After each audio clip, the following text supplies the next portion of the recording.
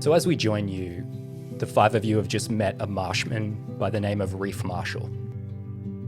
He's a blue-skinned Triton who carries a revolver, or as the marshmen call them, hammers.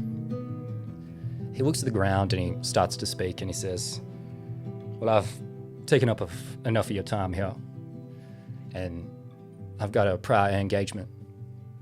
So with that there gate open, I think this is where we part ways." Takes his hat off again, does another subtle, respectful bow to Drea, and he says to all of you, "The Thorncutters are dangerous, and they're bold with their violence. So if you see any signs of danger in the Murk over there, it might be them." Could we, contact you? You talk to the Drea. Oh, boy, yeah, I suppose you're probably not going to be around Drea all the time. But maybe we could meet we could have a rendezvous at the floating markets, a regular check-in. Okay. All right. I like that. That sounds good. We can meet. I'll scope it out. I'll find a quiet area so people don't see us interacting like that. We got to keep, don't want to blow your cover. Yeah, well, like you said, we blend in. It's true. Don't you fret, Mr. Reef. The dreadnought and the droplet are on the case. Is that what you call yourself now, Droplet? Yeah, It's got a ring to it. it does. It does. I thought it was waves. Wait. Oh, yeah, it's working. Oh, it does. It did get Yeah, hung up on the yeah. name now. I've told them. Droplet. Wavelet. Nah, that doesn't work. We'll workshop. But we're on it. We're on it. Right? For now, you know what? Yui is fine. I think I like the droplet more, but we'll workshop the name. He leans down and he hoists the body of the kobold spanner onto his shoulder. And then he walks off. And as he leaves, the image of the open gate comes into view. You guys have been stuck in Triway Plaza waiting for this gate to open for a while now. And now here it is, the entrance to the Murk. And the entrance to the place that coincidentally all five of you are heading. Hollow Lane. It awaits. Drea, I think you are probably pretty keen to get this day over and done with at this stage. So Let's go to bed. So how to get gimbals moving. Yeah. She's just like, Mr. Merriweather, if we can just like start heading to where we're meant to be headed. If you just follow me. Lead the way. Yes. Tarn, are you coming with us? I do want to see your drawings on that hammer, as they called it. I would love to know how those bullets work. I mean, do they have a self-propulsion system? Are they propelled otherwise? What's the blue stuff coming through it? How is it enchanted? Once I figure it out, I can tell you, buddy. Oh. Yeah, I can show you my things. We can talk about your potions too. Oh, yes, There's please. A few things I can help you with, I reckon. That is like Gimbals is unnaturally silent and enraptured by that, I think. And Eustace and Clio, you guys are all heading to the same location. Do you guys tag along? I think Claire will she's just sort of supervising. She's got motivation now. She's begrudgingly going, but if Eustace wants to run ahead, she's remembering that comment before, like if it makes him happy. Like, Do you think, Kyle, are we gonna get to sleep like in an actual bed? yeah, it could. I think so. I think it could happen. Cool. But don't like the hammocks, they're pretty comfy. Yeah. Do you think Miss Dread is gonna have enough beds for us? Oh, Are we all gonna sleep in the one room together, like with? I think it'd be better if me and you had our own space. Just like usual. But I think if you want to ask her if there's enough beds, I mean, looking at her, I kind of doubt that there's enough for more than her. And she seems like kind of a solo wanderer, which I kind of respect. Yeah. Do you think if well, I know you don't. You hold the money most of the time. But do you think like I could hold on to like a couple, like silver maybe in case like I need to get information or something and bribe someone in case, because we're going to be sneaking around a lot, and if I get into trouble, I need to buy my way out of a situation or something. Gimbals is like openly counting his coins. He's like, hey, better stole my money.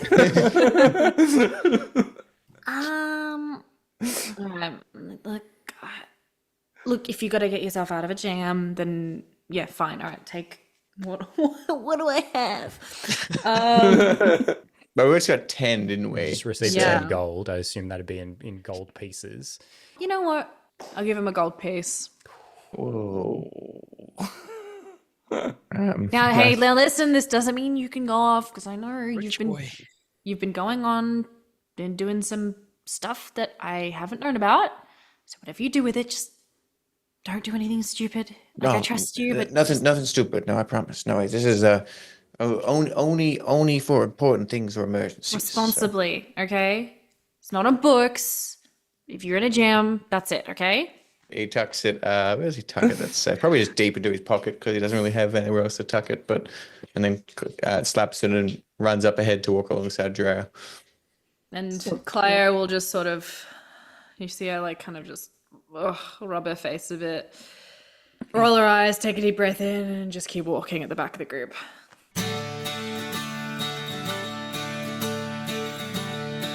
So the 5 of you step onto the Trident.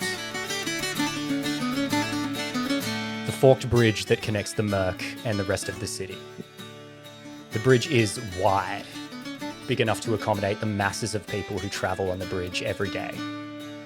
It bustles with activity as you pass through the gate. You see people passing, tradesmen, merchants, caravanners. But people aren't idling in this space, they are commuting. And as you continue along the bridge, it opens into this wide descent, 50 feet across. It is a huge tiered ramp with 2 sets of stairs on either side, and it descends down into the Murk. It has no name, but for the people of the Murk, if the bridge is the Trident, this descent is the Shaft.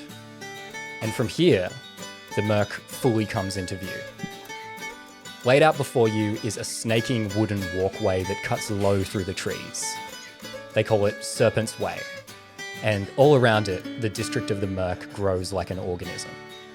Makeshift structures built on top of each other, splintering walkways splitting off the main path to create neighborhoods where the ground is sturdy, and the glowing lights of artifact-powered technology. Gimbals, this is your first time seeing the Murk. How do you react? Gimbals probably looks around and he's like, wow, this is like so different to the university. Like there's things floating all the time in the university, but there is so many lights here. Like I said before, I thought it would be like really just dark and dank, but it's not. Taryn, is this how this is all the time? Is it all the time? Is it like things just flowing and energy everywhere? Pretty much. Oh wow. I need to learn more about this. This is so different from magic. Maybe this is what I need to. Can you help? Help with learning This. all this. Yeah. What I can help with. I want to know how to make things. You're talking to the right person. It's like kind of puffs out his chest. It's like, I got you, potions. I got you.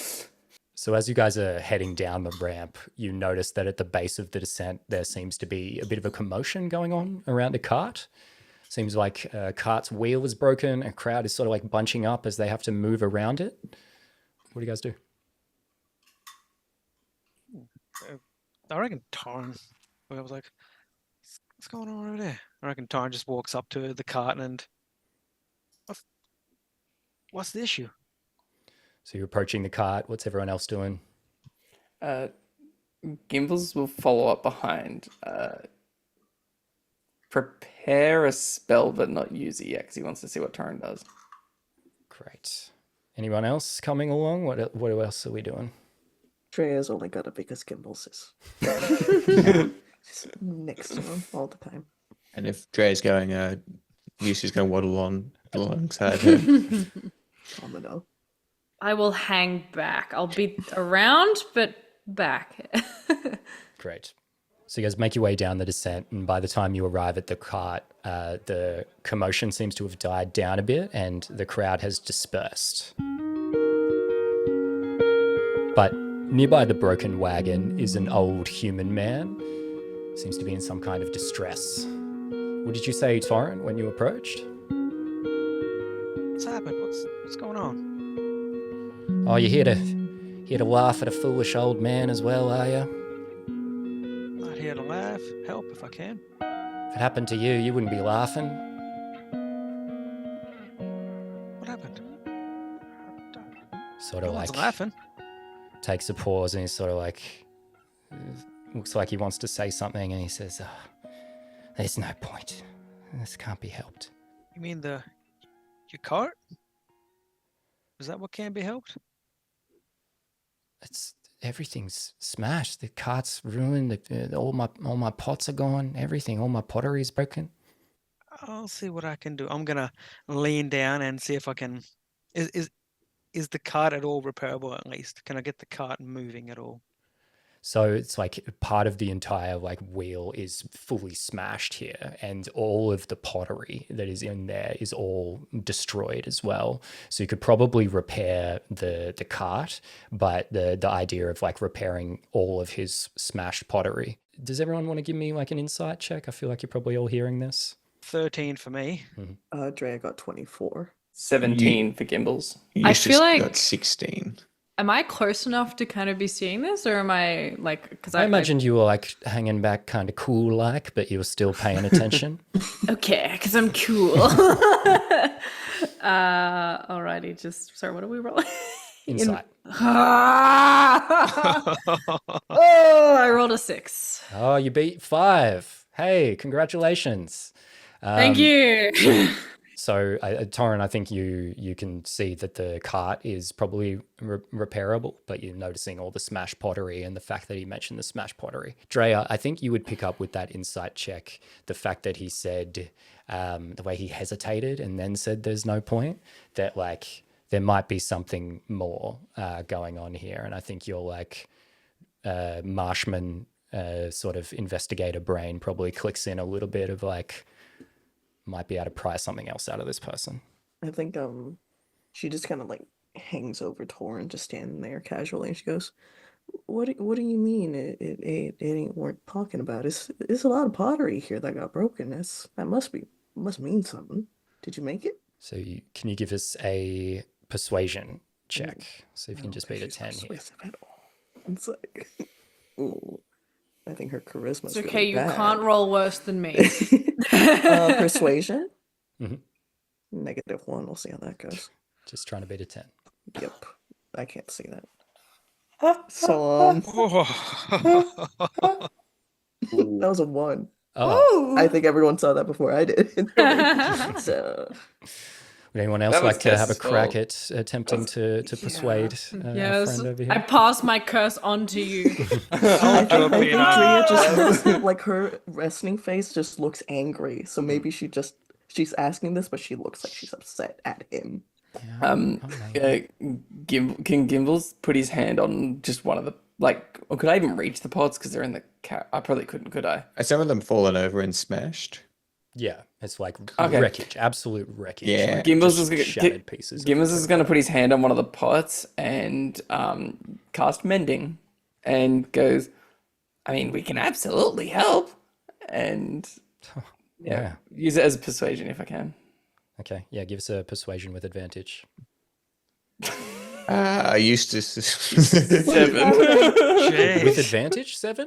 with advantage. The other one was a 2. You- So Used to just gonna duck blah, down blah, and blah, pick blah. up some of the broken pieces. I probably shouldn't share this, but some of the fancy stores Cleo and I have gone into, I saw that the pieces were almost like broken intentionally and like put together with like gold leaf to kind of make them look pretty. So you could make them look prettier. Like they might even look better after you're done with them. Okay, yeah, let's go. Persuasion from you now as well. Get some Well, get him this time. Kitsugi advantage. Thank you. Oh my god, that's 1. That's 1. I didn't do an advantage. Oh, 11. I give my curse to you. Oh, boo. Okay, yeah, we'll give you advantage on that one then. And he goes, he takes he's got the fixed pot in his hand and he listens to what you said. And then he's like,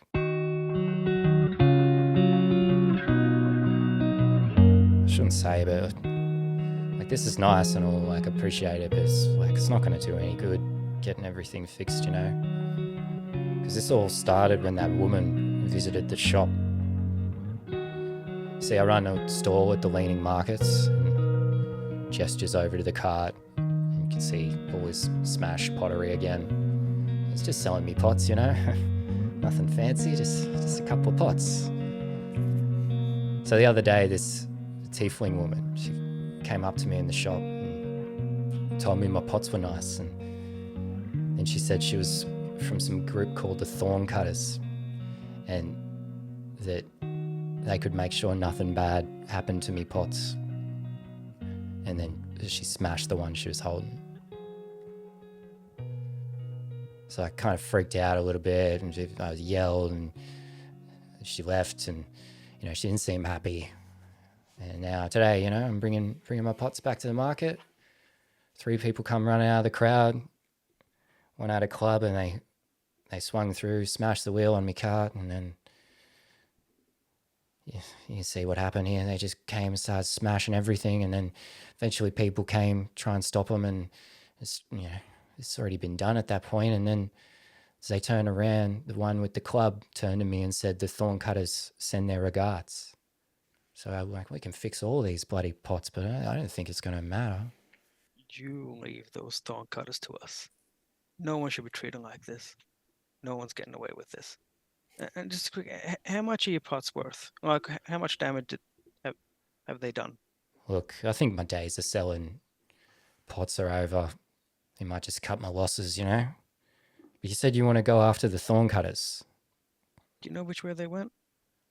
Look, and he takes a pause and he like reaches into his chest pocket and he pulls a card out and he holds it out to you, Torrin, and he says, "Look, if you guys are trying to figure out what these Thorn Cutter guys are, then this is the only thing I can do to help. Take this, show it to Cannonball Cameron. He's the market organizer down at the floating markets. If you show him this, he'll at least meet with you." What was your name? Barnabas. You never answered me. How much damage did they do worth? I don't really know. I don't really care. There's nothing left. I'm gonna flick him 3 gold. That's a lot of money. Just like takes it in his hand and just goes, "I don't want to accept this, but thanks, mate." And he like pockets it. Like I said, no one should be treated like this. So you take this gold, you do whatever you want with it. Start up pots again. Don't sell pots. Well, I mean, if your things keep getting destroyed, you could probably just make it a hobby. Yeah, I might just make some just for fun type of thing, maybe. Gibbs is in the background, like mending pots left, right, and center, and he's like, "So we're not fixing them." That's a good trick, mate. But yeah. Sort of takes a heavy sigh and he bids you all farewell. He sort of looks at all the pots that Gimbals is constructing for him, and he just sort of gives a resigned sigh and just walks away. And as he does, the 5 of you move through the murk as the sun begins to set. Automated lights suspended from trees click on, and the bustle of Serpent's Way continues. But it takes on more of a quiet view in reflection of what you've just seen happen to Barnabas. You see street vendors with sizzling hot plates cooking every kind of local cuisine that you could imagine.